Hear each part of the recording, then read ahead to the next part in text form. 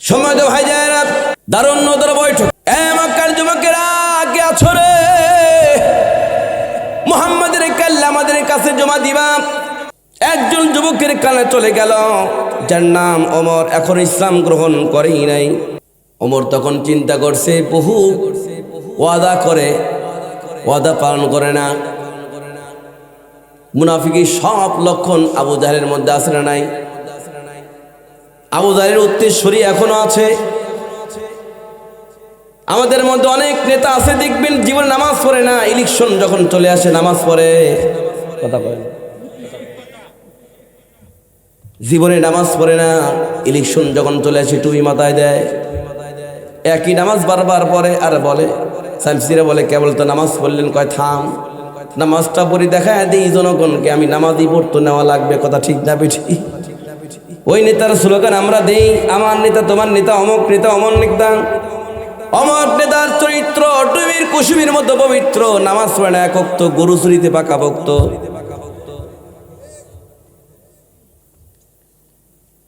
আমার নেতা তোমার নেতা বিশ্বনবী মোস্তফা। কথা ঠিক না বেঠিক বলেন? রাসূলের সুন্নাতের তাবেদারি যদি কোনো ব্যক্তি করতে পারে তাহলে ওই ব্যক্তি জান্নাতে।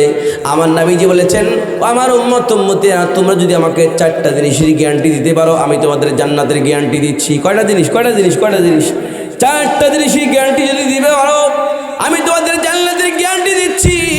নাম্বার 1 হলো হুসনুল খল, উত্তম চরিত্র। চরিত্রের মধ্যে কোনো দাগ থাকা যাবে না। আল্লাহ পাক তার হাবিবের চরিত্র সম্পর্কে সার্টিফিকেট দিয়েছেন, ওয়া ইন্নাকা লাআলা খুলুকিন আযীম। জোরে বলুন সুবহানাল্লাহ। রাসূলের চরিত্রের সাথে আমাদের চরিত্র মিল থাকতে হবে। আমাদের কাজ হলো উপরে ফিটফাট, নিচে সদরঘাট।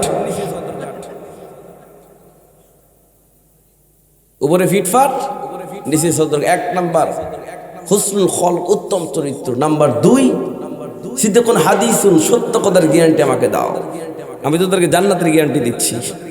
সত্য কথা দূরে থাক, মিথ্যার রাস কাম হয়ে গেছে। যদি মোবাইলে থাকে কালীবালা, বলে আমি 7 মাথায়। কথা কন ডাকে, এই মোবাইলে এসে এখন ডিজিটাল নামাজ হয়ে গেছে। আমি এক জায়গায় মাহফিলে গিয়েছিলাম, নামাজ পড়তেছি, ঈশান নামাজ। হঠাৎ করে একটা মুরব্বীর ফোন বেঁধে উঠছে। মুরব্বী পকেট থেকে ফোনটা নিয়ে রিসিভ করে বলছে, নামাজ পড়তেছি, পরে কথা কর। বুঝেন নাই?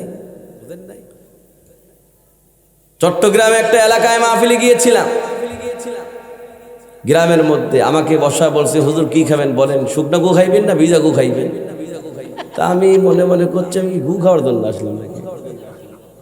পাশে বসা ব্যক্তি বলে, ভাই গু খাবেন দেবে না? কয় হুজুর মনে খারাপ করেন না, শুকনা গু বলতে বিস্কিট চেনাচুরকে বোঝায়, ভিজা গু বলতে তরকারি ভাতকে বোঝায়। এই জন্য আপনাকে বলছে শুকনা গু খাইবেন না ভিজা গু খাইবেন।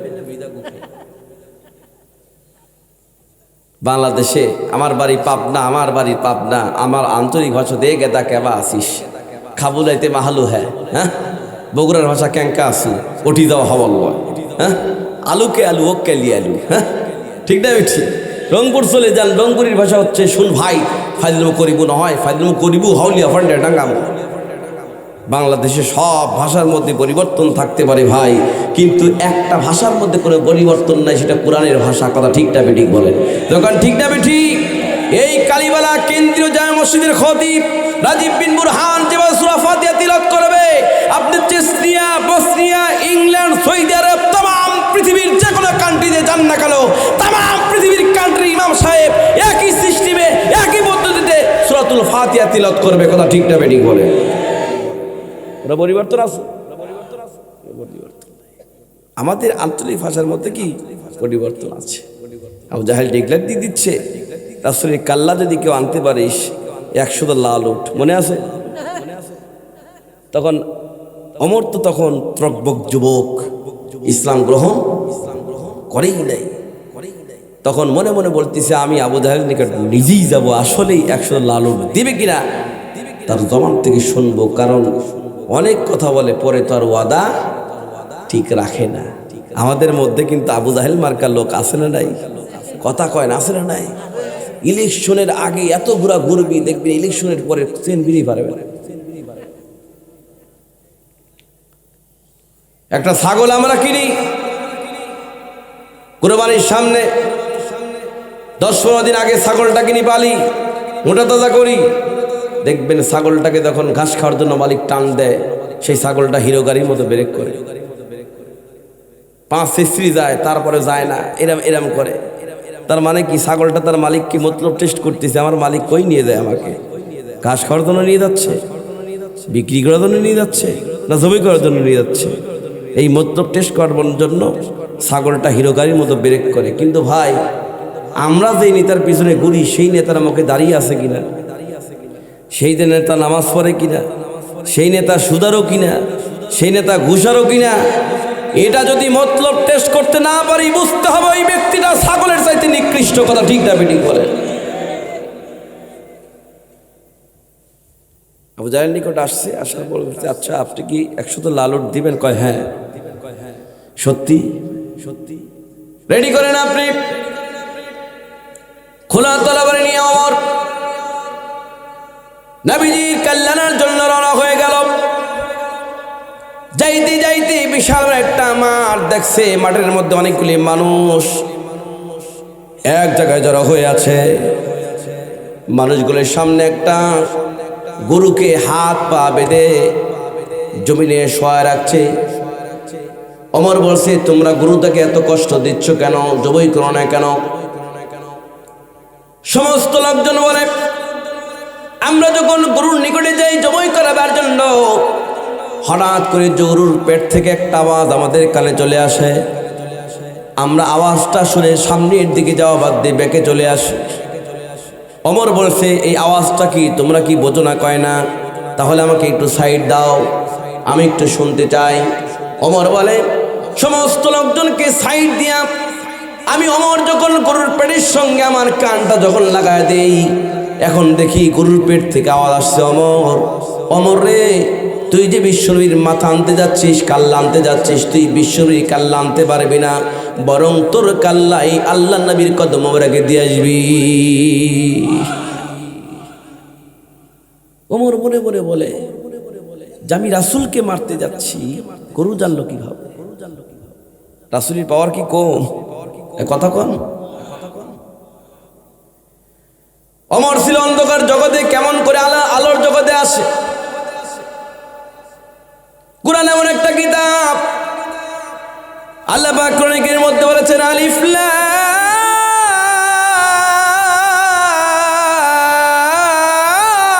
রা,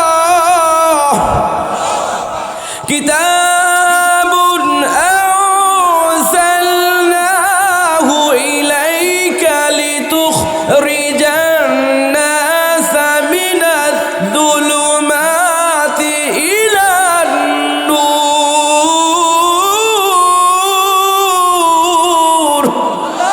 আমার বাজারা, কুরআনের কাজ হলো যারা অন্ধকার জগতে থাকবে, লিতুখরিজান নাসা মিনাজ যুলুমাতি ইলান নূর, তাদেরকে আলোর জগতে আনার কাজ চলো কুরআনের। ওমর ছিল অন্ধকার জগতে, কিভাবে আলোর জগতে আসে এটা আমাদের জানার প্রয়োজন আছে না নাই? কথা আছে না নাই? ওমর বলছে, আমি নবীজিকে মারতে যাচ্ছি, কিভাবে গরু জানলো? কিন্তু তার চিন্তা একটাই, চিন্তা চেতনা একটাই, সেটা হলো 100 লালট খোলা তরবারি নিয়ে গরুর পেট থেকে যাওয়া সেটা প্রত্যাখ্যান করে সামনের দিকে চলে যায়। যাইতে যাইতে আল্লাহ নবীর একজন সাহাবীর সঙ্গে দেখা হয়ে যায়, যেই সাহাবীর নাম হযরত নুঈম বিন আব্দুল্লাহ।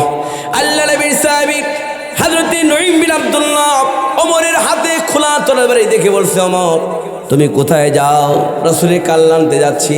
নুঈম বিন আব্দুল্লাহ বলে, ওমর রে, আমি তোমাকে একটা পরীক্ষা করব, এই পরীক্ষায় যদি প্রথম স্থান অধিকার করতে পারো তাহলে আল্লাহ রাসূলের কাল্লা আনতে পারবা, দ্বিতীয় স্থান অধিকার করতে পারলে তুমি পারবা না। ওমর বলে, কি পরীক্ষা? একটা ছাগলের বাচ্চার সাথে দৌড় প্রতিযোগিতা। ধরে কোন সুবহানাল্লাহ।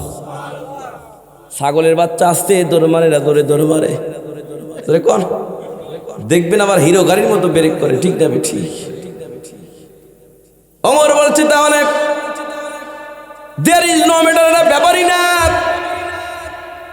তুমি রেডি করো, ছাগলের বাচ্চা সাথে দৌড় প্রতিযোগিতায় আমি ফার্স্ট হব। আমার ভাই যারা খুব লক্ষ্য করবেন, আজকে আমরা আশরাফুল মাখলুকাত হিসেবে আল্লাহ পাক আমাদেরকে সৃষ্টি করেছেন। যত মাখলুকাত আছে সবচাইতে শ্রেষ্ঠ মাখলুকাত হচ্ছে আমরা। কথা বলেন না কেন?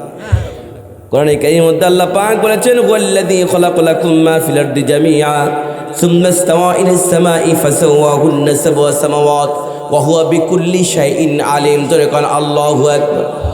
তোমরা যদি মুমিন হও, তোমরা যদি আল্লাহর ওলি হও, তোমরা যদি হক বান্দা হতে পারো, তাহলে গাছ পাথরলতা যা কিছু আছে সব কিছু তোমাদের কথায় উঠবে আর বসবে।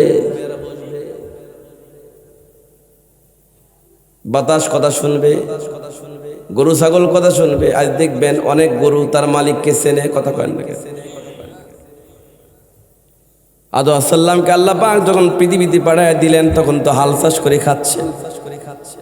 গরুকে একটা আঘাত করছে, গরু ঘুরে উঠে বলছে, আদমকে বলতেছেন, কি ব্যাপার, আমাকে তুমি মারলে কেন? তুই কথা শুনিস না কে? গরু তখন আদম আলাইহিস সালামকে বলছেন, তুমি খুব কথা শুনছো, তে আল্লাহ পাক তোমাকে জান্নাত বাই করে দিল কে? পয়গম্বরের সাথে গরু তর্ক বিতর্ক।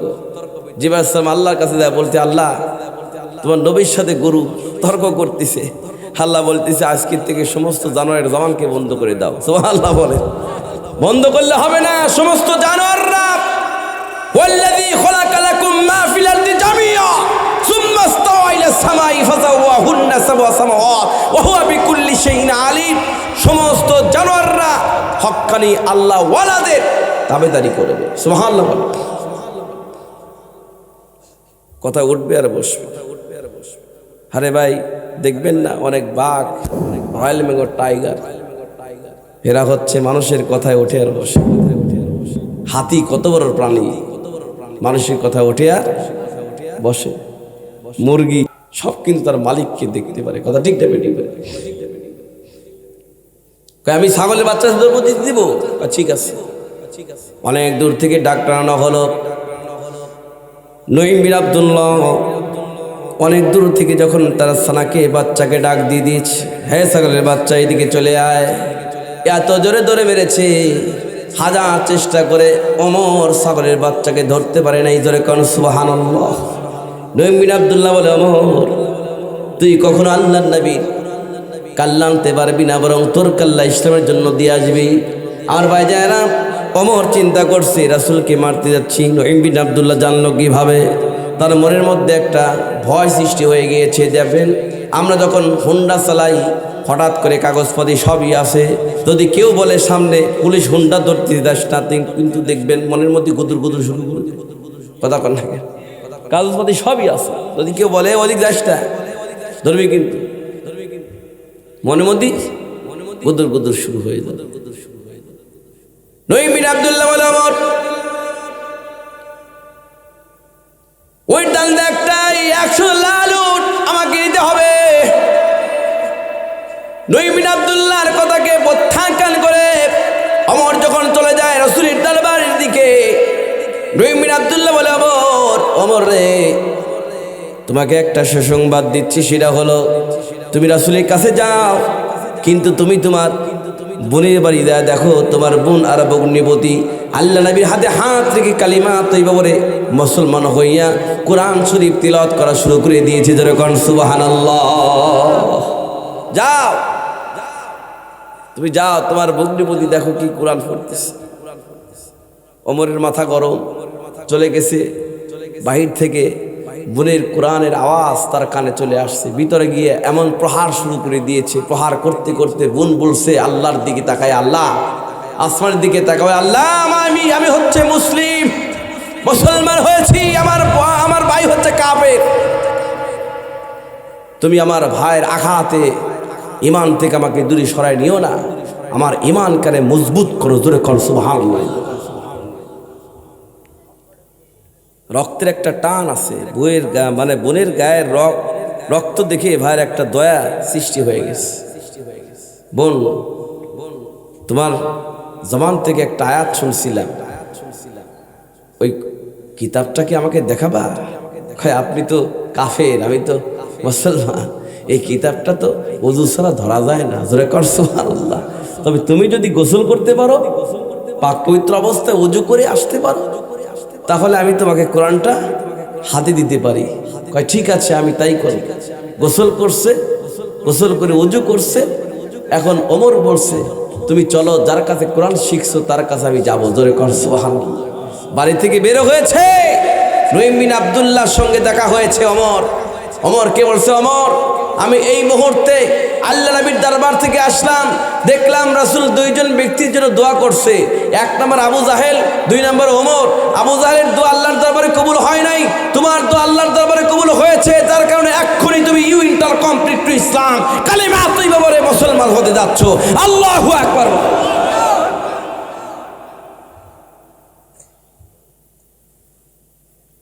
খোলা তরবারি নিয়ে রাসূলের কাছে গিয়েছেন। কি হয়েছে, কি সমস্যা? রাসূলকে বলছে, হুজুর আমার কাল্লা আমি ইসলামের জন্য দিয়ে দিলাম, আপনি হাতটা বাড়িয়ে দেন, কালিমা তৈবা মুসলমান বানায় দিন। নবীজির হাতে হাত রেখে ওমর কালিমা তৈবা মুসলমান হয়ে খোলা তরবারি নিয়ে মক্কার বুকে ডিক্লার দিয়ে দিল, হ্যাঁ মক্কাবাসীরা, রাসূলের বিরুদ্ধে যদি কোনো ব্যক্তি কোনো কথা বলিস, ওমরের তরবারি থেকে রেহাই পাবি না। জোরে কর সুবহানাল্লাহ।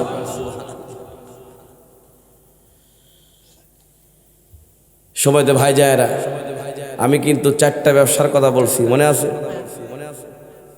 তার মধ্যে 1 নম্বর ব্যবসা হচ্ছে কি, ইয়াতলুনা কিতাবাল্লাহ, আল্লাহর কিতাব তিলাওয়াত করতে হবে ইনশাআল্লাহ। 9 শ্রেণীর ব্যক্তির কবরের মধ্যে কোনো প্রশ্ন করা হবে না, বিনা প্রশ্নে জান্নাত দেওয়া যাবে, জান্নাত চলে যাবে। রাসূল আকরাম সাল্লাল্লাহু আলাইহি ওয়াসাল্লাম বলেছেন, মনে আছে? 1 নম্বর নবীগণ, 2 নম্বর শহীদ। এই কথা কর না, 2 নম্বর কি? একটা ওয়াজের ফিনিশিং না দিয়ে যাব না। কি মনে আছে তুই? হ্যাঁ, কারা কারা যাবেন হাত তুলে দেখান তো দেখি। মিস্টেক হয়ে গেছে। হ্যাঁ, আমার মনে হয় মুরব্বীর বয়স তো অনেক হবে, কি 70? আল্লাহু আকবার। এই আপনি কি মুখলিসুর রহমান প্রামাণিক? আলহামদুলিল্লাহ, এলাকার প্রবীণ মানুষ। হ্যাঁ, এই এতদিন বাঁচি পারবো আমি? আপনি আগে খাওয়া ভালো ছিল, এখন তো খালি ভেজাল। কথা কন না, এখন খালি কি ভেজাল। সময় তো ভাই যায় না। ইন্নাল্লাযীনা ইয়াতলুনা কিতাবাল্লাহি ওয়া আকামুস সালাহ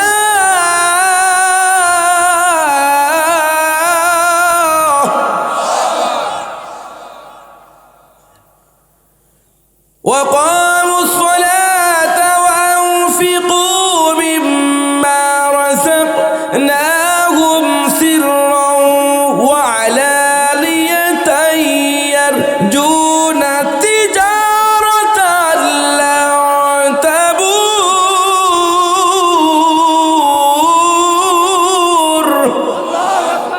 আমার বাজারা 1 নম্বর হলো ইয়াতলুনা কিতাবাল্লাহ, আল্লাহর কিতাব। এই ব্যবসা করলে লস নাই, শুধু কাই লাভ আর লাভ। নাম্বার 2 হলো ওয়াকামুস সালাহ, নামাজ। নামাজ পড়লে লাভ আছে না নাই? কথা কয় না, আছে না নাই? দেখবেন আমাদের মধ্যে অনেকই ব্যক্তির মোবাইলে রিংটোন দেওয়া থাকে, নামাজকে বলো না কাজ আছে, কাজকে বলো নামাজ আছে। হ্যাঁ, অথচ আদান দেয়, নামাজ পড়তে যায় না। কথা কয় না, রিংটোন দেওয়া আছে, নামাজকে বলো না কাজ আছে, কাজকে বলো নামাজ আছে। নাম রাখছে ইমান আলী, কোনো ইমান নাই তার মধ্যে। নাম রাখছে রমজান আলী, রোজার মাথায় রোজা রাখে না। নাম রাখছে ফজর আলী, জীবনেও ফজরের নামাজ পড়ে না। কতক্ষণ নাকি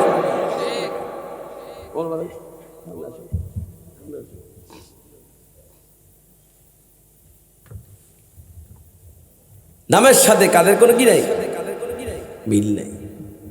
কথা কম কাজ বেশি, কথা কম বলতে বলছে, আমল বেশি। আল্লাহ পাক মুখ দিয়েছে একটা, হাত দিয়েছে কয়টা? 2টা। তার মানে কাজ বেশি করো। যদি কথা বেশি বলা লাগতো, মুখ 2টা দিত। ঠিক না? ঠিক। সময় তো ভাই যায় না। নাম্বার 2 নাম্বার ব্যবসা হলো আকামুস সালাহ, নামাজ। আল্লাহ নবীর এক জামানায় একজন ব্যক্তি মারা গেল। তারা নামাজ পড়াবার জন্য নবীজি খাটটির মুখটা বরাবর দাঁড়ায় গেলেন। খুব লক্ষ্য করবেন, কবরস্থান কোথায়? কবরস্থান কই? এখানে এই যে কবর, আপনাদের এলাকার মধ্যে সবাই মিলেই কবরস্থান করেছেন। সারা জীবন আমাদের ওখানে থাকতে হবে। আসল জায়গা হচ্ছে ওইটা। ওই জায়গায় কে কি অবস্থায় আছে কিন্তু আমরা কিছুই টের পাই না। কথা ঠিক না বেঠিক? কোরআনে কারীমের মধ্যে আল্লাহ পাক বলেছেন, কুল্লু নাফসিন যায়িকাতুল মাউত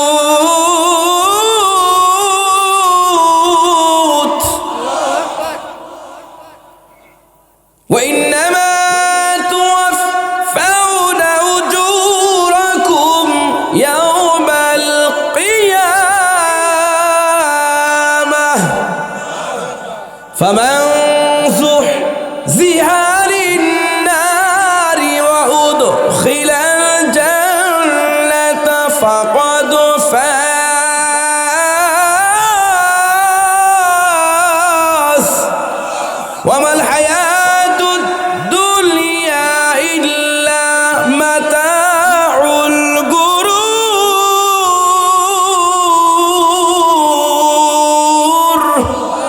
আমার ভাইজারা, man is mortal, কুল্লু নাফসিন যায়িকাতুল মাউত, মৃত্যুর স্বাদ সমস্ত প্রাণীকেই গ্রহণ করতে হবে।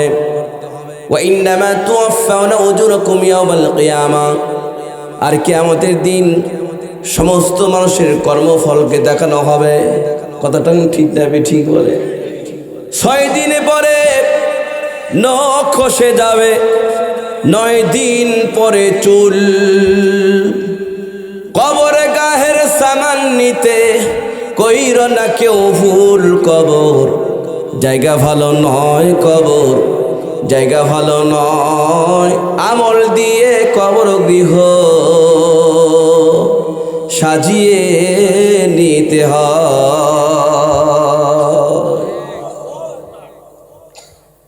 17 দিন পেট ফেটে শেষ, পোকার খাদ্য হবে। 60 দিনে পরে গোশ থাকবে না, কঙ্কাল পরে রবে। 17 দিন পেট ফেটে শেষ, পোকার খাদ্য হবে।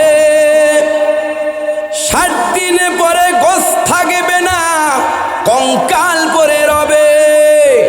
90 দিন হাড়গুলি সব, 90 দিন হাড়গুলি সব আলাদা হয়ে রয়। কবর জায়গা ভালো নয়, কবর জায়গা ভালো নয়। আমল দিয়ে কবর গৃহ সাজিয়ে নিতে হয়।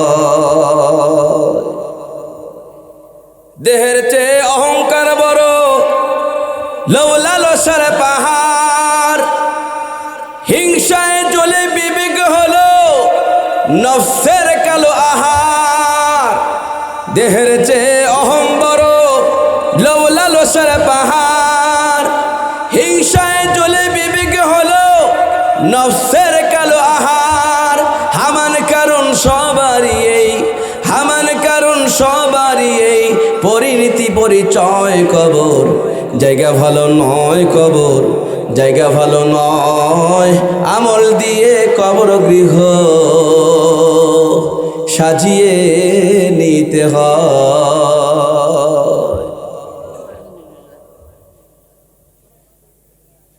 Oh, he who learns the Quran and teach it is the best of all. তোমাদের মধ্যে সেই ব্যক্তি উত্তম যে ব্যক্তি নিজে কোরআন শিক্ষা করে এবং অপরকে শিক্ষা দেয়। Allah does not look to your face, beauty or wealth.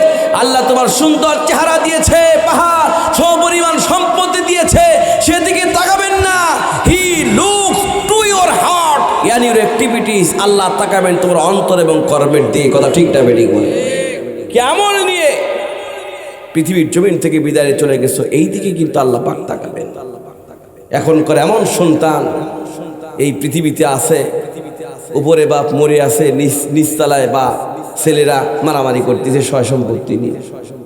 কতক্ষণ দেখে এখন আপনি এই গ্যারান্টি দিতে পারবেন না আপনি মরে যাওয়ার পর আপনার সন্তান আপনার কবরের পাশে গিয়ে দোয়া করবে কিনা, এই গ্যারান্টি আপনি দিতে পারবেন। এখনকার সন্তানরা বাবের কাছ থেকে অ্যান্ড্রয়েড সেট কিনে চায়, টেলিভিশন কিনে চায়, কম্পিউটার কিনে চায়।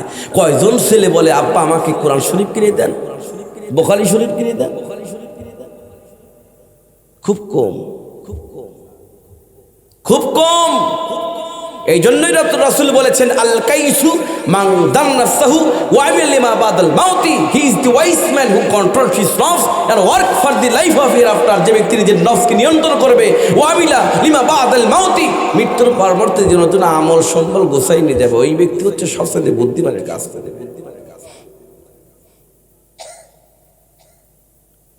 আমি কিন্তু প্রথমে বলেছি দুনিয়ার হাসানা হচ্ছে 10টা। দুনিয়ার হাসানা 10টার মধ্যে প্রথম নাম্বার হাসানা হচ্ছে সন্তান ভালো হওয়া। বাপের যদি সন্তান ভালো হয় বুক ফুলিয়ে সমাজের মধ্যে ঘোরে, সন্তান যদি খারাপ হয় ঘরের মধ্যে থেকে বের হতে পারে না। কথা বল না কেন? সন্তান যদি ডালখোর হয়, ডালখোর, হ্যাঁ, জুয়াখোর, নিশাখোর, নিশা খাইয়া রাস্তা দিয়ে হেলিয়ে দুলিয়ে হাঁটে, গাছের সাথে ডিপ লাগিয়ে বাই সাইড দিয়ে বাড়িতে গিয়া বউকে বলে মা কেমন আছিস, নাউজুবিল্লাহ কোন, কারণ তো মস্তিষ্কই ঠিক নাই। রাগ করতেছেন আপনারা? আমার নবীজি জানাজার নামাজ পড়াবার জন্য খাটনির মুখটা বরাবর দাঁড়িয়ে গেলেন। নবীজি জানাজার নামাজ পড়াবেন, হঠাৎ করে খাটনির দিকে তাকায় দেখেন তাহার রাকাল কাফানো, যে ব্যক্তিটা মারা গেছে তার মুখটা বরাবর কাফনের কাপড় লড়ালড়ি করছে, তাহার রাকাল কাফনের কাপড় লড়ছে। নবীজি মনে করলেন ব্যক্তিটা জিন্দা হলো কিনা, জানাজার নামাজ কি স্টপ করে দিয়া কাফনের কাপড় দিকে তাকালেন। হঠাৎ করে দেখেন না ব্যক্তিটা জিন্দা হয় নাই, তার কাফনের মধ্যে একটা জীবন্ত সাপ ঢুকে ওয়াতাকুলুহু ওয়ালাহমুহু, তার গোশতগুলো শ্রী শ্রী শ্রী শ্রী ভক্ষণ করছে। ধরে কর নাউযুবিল্লাহ। সাহাবায়ে কিরামরা দাঁড়িয়ে আমার নবীজি কাফনের মধ্যে বিশাল একটা সাপ দেখে ওয়াতাকুলুহু ওয়ালাহমুহু, তার গোশত শ্রী শ্রী শ্রী শ্রী খাওয়া দেখে জানাজার নামাজ কি স্টপ করে দিলেন। নবীজির সাহাবী হযরত আবু বকর সিদ্দিক রাদিয়াল্লাহু তাআলা দেখলেন কাফনের মধ্যে সাপ। আচ্ছা বলেন তো দেখি, আমরা যদি জানাজার নামাজ আমাদের আব্বার দাদারা দাদি অথবা যে কোনো ব্যক্তির জানাজার নামাজের জন্য দাঁড়িয়ে দেয়, যদি কাফনের মধ্যে যদি সাপ দিকে আমরা কি ঠিক থাকতে পারবো? যত তাড়াতাড়ি পারবো ওটা বাহির করার চেষ্টা করবো। কথা ঠিক না ঠিক বলেন? নবীজির সাহাবী হযরত আবু বকর সিদ্দিক রাদিয়াল্লাহু তাআলা নজর করছেন যে কাফনের মধ্যে সাপ, এই সাপটা কিভাবে বাহির করা যায় সেই চিন্তা চেতনা করে আল্লাহ নবীর প্রথম সাহাবী হযরত আবু বকর সিদ্দিক রাদিয়াল্লাহু তাআলা সামনের দিকে আগায়া যাচ্ছে। আল্লাহ নবীর সাহাবী হযরত আবু বকর বলে, আমি যখন সাপটাকে বাহির করবার জন্য সামনের দিকে যখন আগায়া যাই, হঠাৎ করে ওই কাফনের মধ্যে সাপটা কাল্লাটা বাহির করিয়া আল্লাহ নবী সাহাবী হযরত আবু বকরের দিকে তাক করে বলছে, ইয়া আবু বকর, আল্লাহু আকবার বলেন, আরো জোরে বলেন আল্লাহু আকবার। অনেক সাহাবী ছিলেন, কোন সাহাবীর নাম বললেন না। সাপটা আবু বকরকে শিগগির চিনতে পেরেছে। সাপটা বলছে, আবু বকর লাইসা আলী জাম্বুন, তুমি আমার দিকে এতে আসছো কেন, রাগ করে আসছো কেন? তুমি কি মনে করেছ আমি স্বেচ্ছায়, আমি একা এমনি আমি স্বেচ্ছায় নিজ ইচ্ছা এখানে এসেছি? আমি এমনি স্বেচ্ছায় আমি এমনি আসি নাই। স্বয়ং আল্লাহ পাক আমাকে এখানে পাঠিয়ে দিয়েছেন ইলা ইয়াউমাল কিয়ামা, কিয়ামত পর্যন্ত তার শ্রী শ্রী শ্রী শ্রী গোশত খাবার জন্য স্বয়ং আল্লাহ পাক আমাকে এখানে পাঠিয়ে দিয়েছেন। আমার নবীজির সাহাবী হযরত আবু বকর সিদ্দিক রাদিয়াল্লাহু তাআলা বলেন, হে সাপ, আমি তোর কাছ থেকে জানতে চাই, এই সাপ আমি তোর কাছে জানতে চাই সেটা হলো, আল্লাহ পাক তোকে এখানে পাঠিয়ে দিয়েছি ইয়াউমাল কিয়ামা, কিয়ামত পর্যন্ত শ্রী শ্রী গোস্ত খাওয়ার জন্য। এই ব্যক্তির উপর একটু আল্লাহ পাক এত রাগ কেন, এত গুসা কেন, কি হয়েছে বল? তখন সাপটা বলছে, এই ব্যক্তির মধ্যে 3টা বদ অভ্যাস আছে। কয়টা? এতক্ষণ কয়টা? এই ব্যক্তির মধ্যে 3টা বদ অভ্যাস আছে। 3টা বদ অভ্যাস থাকার কারণে ইলা ইয়াউমাল কিয়ামা, কিয়ামত পর্যন্ত আমি তার শ্রী শ্রী শ্রী শ্রী গোস্ত খাবো। এই 3টা বদ অভ্যাস কি কি আমাদের জানার প্রয়োজন আছে না নাই? কথা কয় না, আছে না নাই? কারা কারা শুনবেন হাত তুলে দেখান তো দেখি। নারায়ে তাকবীর, নারায়ে তাকবীর, নারায়ে তাকবীর। আপনাবান একটু জিকির করেন লা ইলাহা। এই সর্বনাশ, 12টা বার হয়ে গেছে। হ্যাঁ জিন লাইনগুলো ধরছে না, শেষ আচ্ছা, 12টা বার হয়ে গেছে। মুরাদ করবো এখন।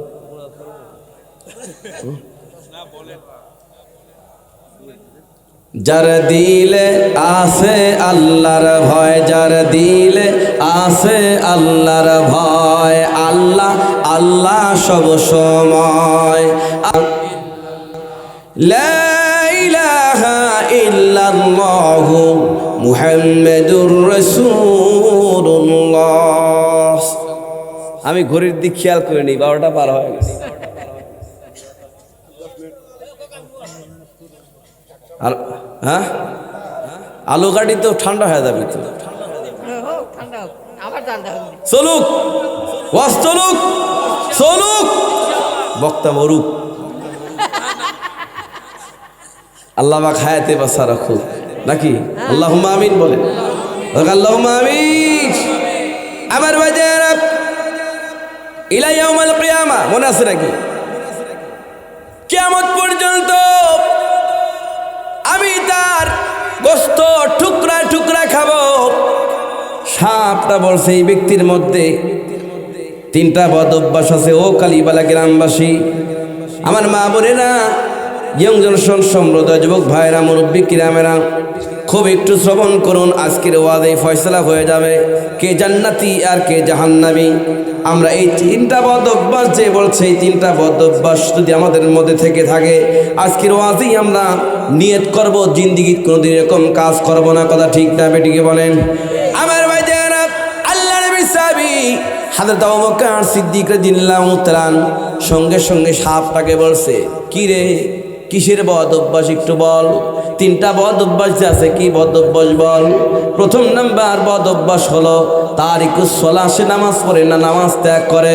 আজকে আমাদের অনেক বন্ধুদেরকে যখন আমরা নামাজে ডাক দেই, তখন বলে আমার কাপড় ঠিক নাই, বলে কি না আমার কাপড় ঠিক নাই। এক নম্বর হচ্ছে তারিকুস সালাহ, নামাজ ত্যাগ করে, নামাজ পড়ে না।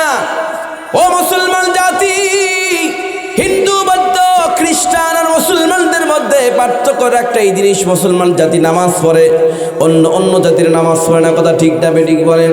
আমার ভাই যায় না, নবীজি আমার বলেছেন, ওয়ালা তাতরুক সালাতান মাকতুবাতান মুতাআম্মিদান ফামান তারাকা মুতাআম্মিদান ফাকাদ বারিআত মিনহু যিম্মাতি। যে ব্যক্তি স্বেচ্ছায় এক ওয়াক্ত নামাজ কাজা করলো, তার উপর থেকে আল্লাহ পাকের জিম্মাদারি সব কিছু উঠে গেল। জোরে কর নাউযুবিল্লাহ। আমার ভাই যায়রা, আল্লাহর পয়গম্বর হযরত মুসা কালিমুল্লাহর জামানায় একটা ঘটনা ঘটেছিল, বলবো?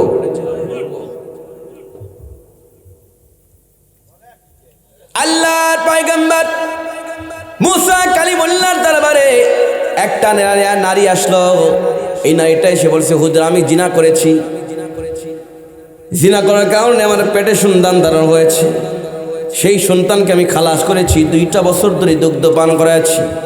সন্তান যখন হাঁটি হাঁটি পা যখন শুরু করে দেয় হাঁটাহাঁটি, ভাত খাওয়াইলাম, রুটি খাওয়াইলাম, হঠাৎ করেই সন্তানকে আমি গলা টিপে হত্যা করে ফেলেছি। গলা টিপে হত্যা করার পর আমার মনের মধ্যে একটা কি অশান্তি সৃষ্টি হচ্ছে। মেহেরবানি করে আমার তরফ থেকে আল্লাহর দরবারে একটু দোয়া করেন, আমার জন্য ক্ষমা প্রার্থনা করেন। আল্লাহর পয়গম্বর মুসা কালিমুল্লাহ ওই নারীকে বলে, এমন গুনাহ করেছিস, এমন পাপ কাজ করেছি, এই জন্য আমি তোর কাছে, আমি আল্লাহর কাছে ক্ষমা চাইতে পারবো না, আমার দরবার থেকে তুই এখান থেকে দূর হয়ে চলে যা। মহিলাকে যখন দরবার থেকে বাহির করে দিলেন, সঙ্গে সঙ্গে আল্লাহর তরফ থেকে হযরত জিবরাইল সাল্লাম মুসা কালিমুল্লাহকে বসে বলছে, আপনি ওই ব্যক্তিটাকে, মহিলাকে বাহির করে দিলেন কেন? এত বড় পাপ কাজ করেছে, যার কারণে বাহির করে দিয়েছি। হযরতে জিবরাইল সাল্লাম মুসা কালিমুল্লাহকে বলে, আপনি কি জানেন এর চাইতে বড় পাপ কাজ আছে? এর চাইতে বড় জঘন্য পাপ কাজ আপনি কি জানেন? কয় এর চাইতে বড় পাপ কাজ তো আর হতে পারে না। তখন সঙ্গে সঙ্গে মুসা কালিমুল্লাহকে বলে, এর চাইতে বড় পাপ কাজ হলো যে ব্যক্তি ইচ্ছাকৃতভাবে নামাজ ত্যাগ করে। নাউযুবিল্লাহ। ইচ্ছাকৃতভাবে নামাজ ত্যাগ করে, তাহলে এক নম্বর বদভ্যাস হলে তারিকুস সালাহ, সে নামাজ পড়ে না, নামাজ ত্যাগ করে। আজকের মাহফিলে আপনারা কি হাত তুলে ওয়াদা করতে পারবেন আজকের থেকে 5 ওয়াক্ত নামাজ পড়বো? কারা কারা দেখে হাত তুলে দেখান তো দেখি। ওই দেখেন ওঠে নাই, ও তো পিছনে ওঠে নাই, হাত এরকম উঁচু করেন, করেন উঁচু সবাই বলে আল্লাহ তাআলা এই কালীবালা গোরস্থান থেকে আমরা বলছি, আমরা ওয়াদা করছি আজকের থেকে 5 ওয়াক্ত নামাজ পড়ব। আমাদেরকে 5 ওয়াক্ত নামাজ পড়ার তৌফিক দান করুন, আমিন। ওয়াদা করলেন, ওয়াদা ভঙ্গ করে কিন্তু মুনাফিকুর লক্ষণ, ঠিক না? ঠিক। নাম্বার 1 হলো কি বলেন? 1 নাম্বার কি? নামাজ। তারিকুস সালাহ, নামাজ ত্যাগ করে, টুকরো টুকরে টুকরা টুকরাইয়া ইলা ইয়াউমুল কিয়ামা, কিয়ামত পর্যন্ত গোশত খাবে।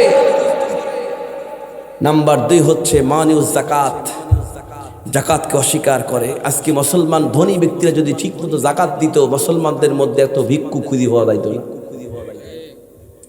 অনেক মানুষ ধনী ব্যক্তি নিজের যাকাত নিজেই খায়, আবার দেখবেন ফকিরকে ভিক্ষা দেওয়ার হয় গেটের সাথে লিখে রাখে কুকুর হইতে সাবধান, ঠিক না মুরব্বী? তার মধ্যে কুকুর থাকলে তাতে ফকির এসে ডিস্টার্ব না করে, এরকম মানুষ আছে না নাই? কথা কয় না, আছে না নাই? আমাদের পার্শ্ববর্তী এলাকা, ভারতবর্ষের এক সময় প্রেসিডেন্ট ছিলেন সুলতান মাহমুদ গজনবী। নাম কি? সুলতান মাহমুদ গজনবী রহমতুল্লাহ আলাইহি। তিনি রাত 2টার সময় কান্দে গামছা নিয়ে প্রজাদের খোঁজ খবর নেওয়ার জন্য ঘুরতেছে। হঠাৎ করে 4 মাতার মোড়ে দেখেন 4 জন ব্যক্তি কি যেন আলাপ করতেছে। এই তোরা কারে, তোদের কাছে কি আমি আসতে পারি? তখন 4 জন ব্যক্তি বলছে, আমরা ইম্পর্টেন্ট কথা বলছি, একটু পরে আসেন। তারপরে কথাবার্তা শেষ, ডাক দিল, চলে গেল। তোরা কারা? কয় আমরা 4 জনই চোর, অমুক বাড়িতে চুরি করছি, 4 জন সমানভাবে বন্টন করতেছি, এর মধ্যে আপনার ডিস্টার্ব করতেছে। কয় 4 জনই চোর? কয় হ। প্রেসিডেন্ট সুলতান মাহমুদ গজনবী রহমতুল্লাহ আলাইহি বলতেছে, তাহলে তোদের সাথে কি আমাকে নেওয়া যায়? আপনি আমাদের সাথে আসবেন, আমাদের সাথে আসতে হলে যোগ্যতা থাকতে হবে। সুলতান মাহমুদ গজনবী রহমতুল্লাহ বলতে, তোদের মধ্যে কি যোগ্যতা আছে? প্রথম নাম্বার চোর বলতেছে, আমার মধ্যে যোগ্যতা হচ্ছে যেই বাড়িতে আমি চুরি করতে যাব, ওই বাড়িতে যদি কুকুর থাকে তাহলে কুকুর ঘেউ ঘেউ করে কি কয়, কুকুরের কথা আমি বুঝতে পারি। আমার কথা কি শুনতেছেন? 2 নাম্বার চোরকে বলে, চোর এই পিছনে দাঁড়া আছে কি এই নাই, বসার জায়গা নাই? আরো লোক আসবি তো, পালায় যান, লোক আটবে না এখানে, আলুঘাটির সময় দেখবেন, যান পিছনে এই করে দেন। হ্যাঁ ঠিক আছে,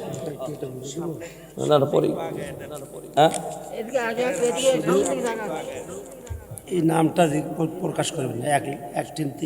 আচ্ছা ঠিক আছে, ঠিক আছে, ইনশাল্লাহ। হ্যাঁ থামে, টেকাও তোরা লাগবে, খালি ওয়াশ করলে হবে না, মামু দেওয়া লাগবে না। হ্যাঁ, জান এবং মাল দুটাই দরকার, ঠিক না? ঠিক,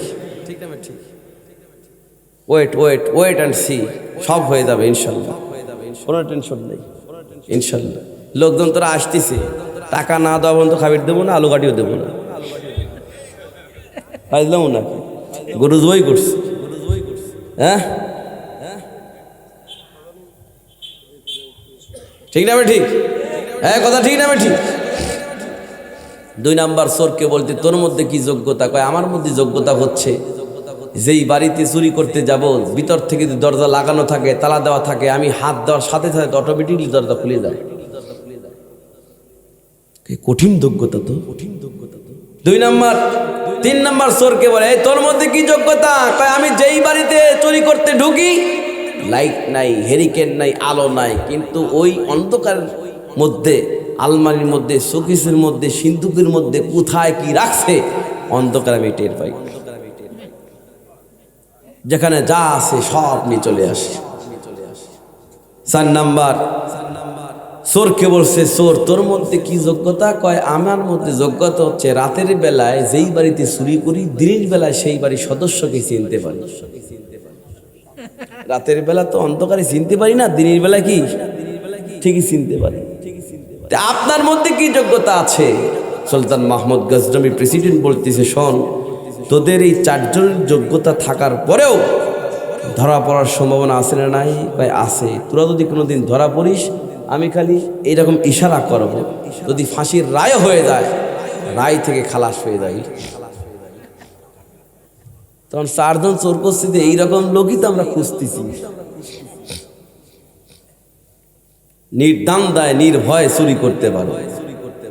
তখন বলতেছে আজকে ঠিক আছে, আপনাকে আমাদের সাথে নেওয়া হলো।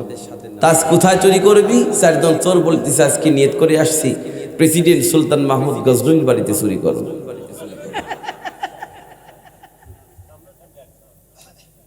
ওরা তো আর জানে না দেনি প্রেসিডেন্ট। এই লোক আমার ভাই যারা, যে ব্যক্তি 1ম নাম্বার চোর ওকে আগায় দিয়া সুলতান মাহমুদ গজনবী সহ আর কোন চোর পিছনে পিছনে যায়। যেই ব্যক্তি কুকুরের জওয়ানকে বুঝতে পারে সেই ব্যক্তি চলে গেছে সুলতান মাহমুদ গজনবীর বাড়িতে। কুকুর ঘেউ ঘেউ ঘেউ ঘেউ করতে করতে ভিতরে চলে গেল। আশেপাশের লোকজন অন্য অন্য চোর তাকে জিজ্ঞাসা করছে কুকুর কি কয়? চুপ থাক। কুকুর বলতেছে ঘেউ ঘেউ করে ভিতরে চলে গেল আর বলতেছে বাচ্চা যা পানার সাথে 4 জন মেহমান আসছে, তাড়াতাড়ি খাবার ব্যবস্থা করো।